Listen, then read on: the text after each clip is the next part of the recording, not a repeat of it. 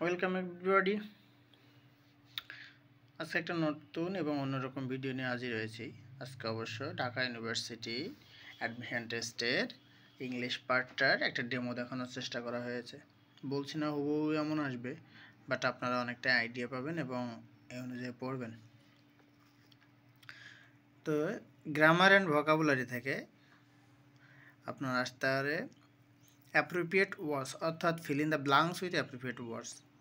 She is fond of her preparation. The travel arrives at time এর আগে at honesty is the best policy, এটা প্রবাদ। honesty is the best policy একটা প্রবাদ। He prefers tea to coffee, প্রেফারের পরে two বসে, এটা দেন বসে না, এখানে টু বসে। অনেক সময় দেখবেন কারেকশনের ক্ষেত্রে এখানে দেন দেওয়া থাকবে, তো ওটাকে আপনার কারেক্ট করে টু করতে হবে। I'll call you, so I will call you যখন এরকম থাকবে ফিউচার ইনডিফিনাইট, তো পরের ক্লজটা হবে প্রেজেন্ট ইনডিফিনাইট। সো এখানে হবে আই অ্যারাইভ হোম অথবা ইট ইজ হোম। পরেরটা বলছে identify the error in the following sentences and correct them. তো কারেকশান আসতে পারে, অথবা শুধু দেখা গেলো এমনও আসতে পারে হুইচ সেন্টেন্স ইজ ইনকারেক্ট, অর্থাৎ চারটে বাক্য দেওয়া থাকবে, যেটা ইনকারেক্ট সেটাকে আপনাকে ফাইন্ড আউট করতে হবে। তো এমন যদি আসে কারেকশানও আসতে পারে রিটার্নের জন্য, তখন কেমন হতে পারে? He do not like to swim in the river. তো he third person singular number হওয়ার কারণে এখানে ডু হবে না, কী হবে? ডাজ হবে, কারণ ভার্বের সাথে এস বাই যোগ হয় প্রেজেন্ট ইনডিফিনিট টেন্সে যদি subject third person singular number হয়। Next, neither of the boys are present today. Neither of either of যদি সাবজেক্ট হয়, সেক্ষেত্রে ভার্ব সিঙ্গুলার হয়, এখানে ইজ হবে। Everyone were excited about the trip, এখানে কী হয়েছে? এভরিওয়ান নো প্লাস যদি ব্যক্তিবাচক নাউন থাকে তাহলে ভার্বটা সিঙ্গুলার হয়। শুধু ট্যাগের ক্ষেত্রে গিয়ে চেঞ্জ হয়ে যায়, যখন ট্যাগ কোয়েশ্চেন করবেন তখন ভার্বটা প্লুরাল হয়ে যায়।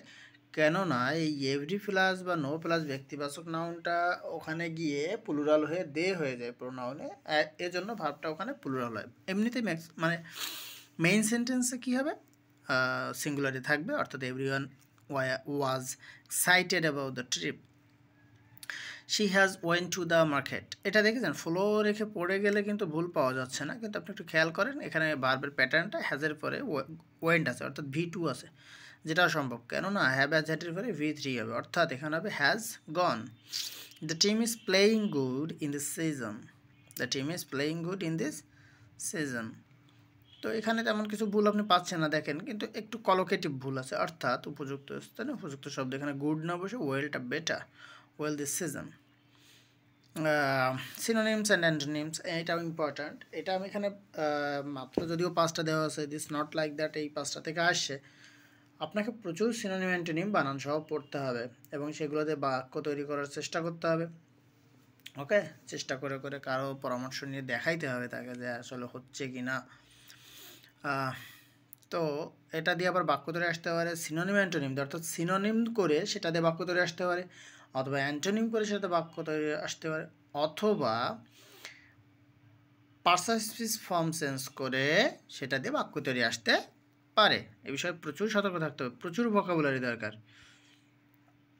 ওকে, রিডিং কম্প্রিহেনশন আসতে পারে। তো এখানে একটা প্যাসেজ দেওয়া আছে, সেই প্যাসেজ থেকে কোশ্চেন আসতে পারে। প্যাসেজ থেকে বেসিক্যালি যে কোশ্চেনগুলো হয়, যেমন title, what can be the title of the passage, অথবা কোনো একটা ফ্রেজকে এখান থেকে তুলে নিয়ে গিয়ে, কোনো একটা ফ্রেজকে এখানে তুলে নিয়ে গিয়ে সেই ফ্রেজটা বা কোনো পার্ট অফ সেন্টেন্স সেটা কী বোঝাচ্ছে এটাকে এক্সপ্লেন করতে বলা হয়, অথবা এমন হইতে পারে এর ভিতর থেকে ডাইরেক্ট কোশ্চেনও করতে পারে। ওকে, হ্যাঁ দেখেন এখানে কোশ্চেন দেওয়া আছে, এখানে বলছে what is described as the most powerful weapon, অর্থাৎ এটা ডিরেক্ট, এটা ইনফরমেটিভ আনসার, এখানে একটা ইনফরমেশান দিতে হবে আপনাকে। পরেরটা বলছে why is, why that means you have to explain, when the question is why you have to explain the reason.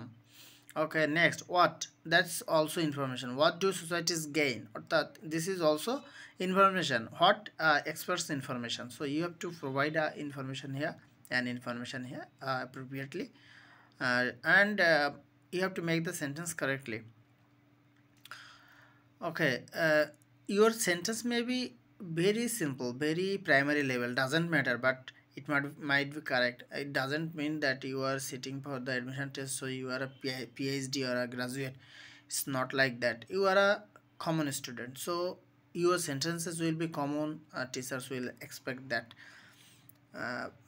ভালো সেন্টেন্স হইলে বা হাই সেন্টেন্স হইলে সমস্যা নাই, কিন্তু হাই সেন্টেন্স লিখতে গিয়ে যদি আপনি ভুল করে বসেন তাহলে তো গেল।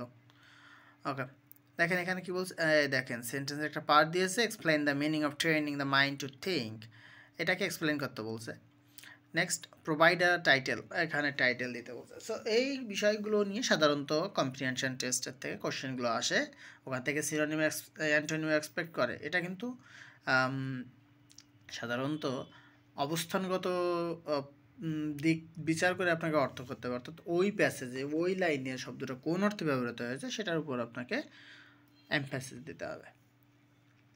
আবার কি দিয়েছে, রাইটিং স্কিলে কী থাকতে পারে, প্যারাগ্রাফ, অর্থাৎ প্যারাগ্রাফগুলো আপনারা লিখবেন কোথা থেকে, এই প্যারাগ্রাফগুলো লেখার জন্য আর এই কম্প্রিহেনশন টেস্ট, এই দুইটার জন্য আপনার যেটা করতে হবে, প্রচুর পরিমাণে ইন্টারমিডিয়েটের টেক্সট বুকটা পড়তে হবে। মেইন প্যাসেজগুলো যেগুলো খুবই একটা আইডিয়াল প্যাসেজেস, সেগুলো পড়ে সেগুলো প্রথমে বাংলা মাথার ভিতরে গল্পটা সেট করতে হবে, প্রচুর ওখান থেকে ভোকাবুলারিগুলো সব বানান সহ মুখস্থ করতে হবে,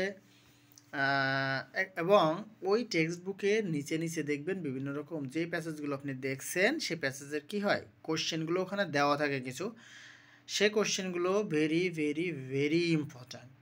আপনি হুবহু পেয়েও যেতে পারেন, যদি লাকি হয়ে বসেন। Okay, no, luck not, luck favours the brave, আপনাকে সাহসিকতার সাথে ফেস করতে হবে। সো প্রিপারেশনটা সেরকম হতে হবে। ওকে, তারপর লেটার রাইটিং, আপনাকে অনেকগুলো লেটার, প্রথমত লেটারের প্যাটার্নটা আপনাকে সেট করতে হবে মাথার ভিতরে, letter, email, CV, et cetera et cetera et cetera, এগুলোর প্যাটার্নগুলো, অ্যাপ্লিকেশান, মাথার ভিতরে প্যাটার্নগুলো সেট করার পরে আপনি কতগুলো পড়ে আইডিয়াটা নেবেন যে এই বিষয়টা কি, এই বিষয়টা কি, এই বিষয়টা কি, এই বিষয়টা কি, ভেরিয়াস আইডিয়াগুলো কমপ্লিট করবেন। আইডিয়াগুলো কমপ্লিট করার পরে কী করবেন, আপনি প্র্যাকটিস করে কাউকে দেখাবেন, হতে পারে আপনার হোম টিচার অথবা বড় ভাই, আপু, আর বাবা মা যদি ক্যাপাবল হয় তাদেরও দেখাবেন, কোনো ব্যাপার না। ওকে, এরপরে বলছে লিটারেচার, সাহিত্য পাঠ থেকে আসতে পারে, আপনাকে আইডেন্টিফাই করতে আসতে পারে যে এটা কে বলছে বা এইটা কার লেখা, কিন্তু এটাতে আপনি বেশি গুরুত্ব দিতে যাবেন না, কারণ ওর এরিয়াটা ওয়াইড। কিছু বেসিক কিছু পড়বেন, কোনো ভাই বা স্যারের পরামর্শে বেসিক কিছু জেনে নেবেন, তাতেই হয়ে যাবে। ওকে, আজকে এই পর্যন্তই রাখছি।